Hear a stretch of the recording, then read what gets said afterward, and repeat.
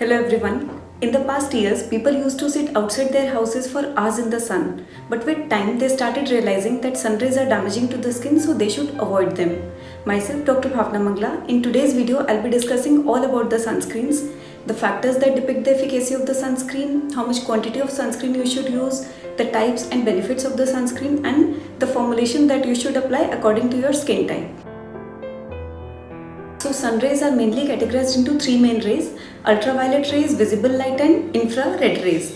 The UV rays comprises of 10% of the total rays, visible light 40% and IR rays 50% of the total rays. Now UV rays are again classified into UVC, UVB and UVA rays. UVC is filtered by the ozone layer, so the rays reaching the earth's surface are mainly UVB and UVA rays. Now what is the difference between the two? UVB rays mainly cause sunburns and UVA rays lead to pigmentation, aging and wrinkles. UVB rays, they cannot penetrate the glass surface, and UVA rays, they can penetrate the glass surface, and this explains the importance of application of sunscreen even if you are indoors. Next, coming to the visible light, which is also called as blue light or high energy visible light. This can also damage your skin, and you can get it from your mobile phones, computers, laptops, TV screens and LED light. And this explains the importance of application of sunscreen if you are in front of your gadgets, even if you are indoors.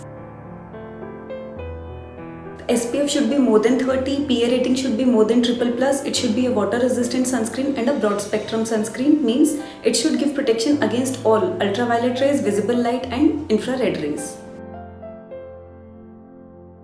According to the international standards, you should apply 1.2 mg of sunscreen per centimeter square of the skin. Now our face is roughly around 600 centimeters square, so according to the calculation, you should apply approximately 1.2 grams of sunscreen for the entire face. But if this calculation and quantification is difficult for you, then as a rule of thumb, you can apply around half or 1 teaspoon of the sunscreen for the entire face and neck 30 minutes before you step out of the house, and repeat it every 2 to 3 hours. So sunscreens are broadly classified into physical sunscreens and chemical sunscreens. Physical sunscreens, they reflect the UV rays, and main ingredients are zinc oxide and titanium dioxide. Chemical sunscreens, they absorb the rays and convert them into heat, and their main ingredients are benzophenones, octyl methoxyceramates and octyl salicylates. Now the side effects of these chemical sunscreens is that they can cause allergic reactions, they are unstable and can be systemically absorbed. So chemical sunscreens should not be applied in children younger than 2 years of age group. So the benefits of sunscreens are: it prevents tanning and pigmentation, it prevents the risk of skin aging, it prevents the risk of skin cancer, and it maintains the even skin tone.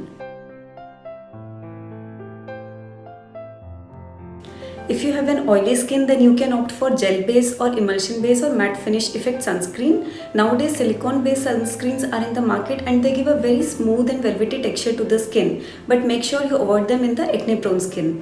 If you have a dry skin, you can opt for a cream based sunscreen. For sensitive skin, physical sunscreens are preferable.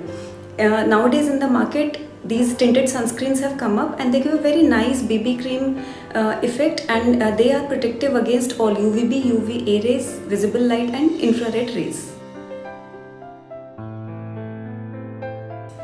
There is no word like an ideal sunscreen, because no sunscreen can give you 100% protection.